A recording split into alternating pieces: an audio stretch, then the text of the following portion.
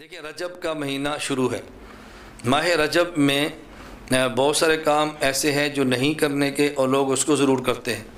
وہ ایک بہت معروف رسم کہہ لیں، بدعت کہہ لیں، یا اس کو آپ کوئی خرافات کا حصہ دے لیں، وہ ہیں کنڈے کی رسم۔ کنڈے کی رسم 22 رجب کو بہت سارے لوگ جن کے پاس علم نہیں ہے لیکن دین سے محبت ہے، دین کی درد ہے، وہ لوگ کسی کو دیکھا دیکھی سازش کا شکار ہو کے کم فہمی کی بنیاد پہ کنڈے کی رسم کے اندر شریک ہو جاتے ہیں۔ اور جو لوگ کنڈے کی رسم ادا کرتے ہیں تو ان نے یہ تاثر دیا ہے کہ یہ کنڈے حضرت امام جعفر صادق کے کنڈے ہیں، حالانکہ ان کنڈوں کی رسم کا حضرت امام جعفر صادق سے دور کا بھی تعلق نہیں۔ اس کی وجہ یہ ہے امام جعفر صادق کی پیدائش ہے رمضان سن 80 یا 83 ہجری، اور آپ کی پیدائش ہے شوال 148 ہجری۔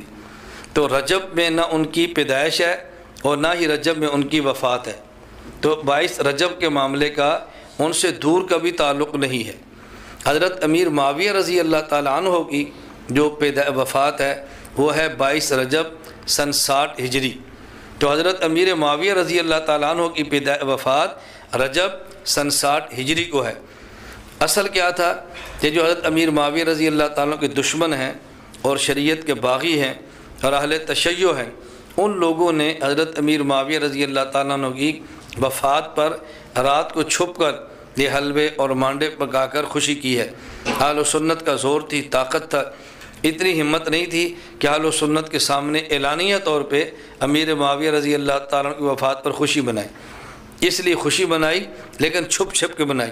اسی وجہ سے شاید آپ کے بیلے میں ہو ایک عرصہ تک یہ رسم رات کو ادا کی جاتی رہی۔ لوگ کہتے تھے کہ کنڈے صبح فجر کی اذان سے پہلے پکانے اور کھانے ضروری ہیں۔ اس کی بنیاد کیا تھی کہ اہل تشیع اور روافض امیر معاویہ رضی اللہ عنہ کی وفات پر یہ رات کی تنہائی میں اور رات کے اندھیروں میں اس رسم کو بنایا کرتے تھے، لیکن جب سے شیعت نے زور پکڑا یا یوں کہہ لیں اہل سنت کے ایمان میں کمزوری آئی اور اپنے عقائد کا تحفظ چھوڑا ہے، اس وقت سے اب دن کو اعلانیہ طور پر بھی کنڈوں کی رسم شروع ہو گئی ہے۔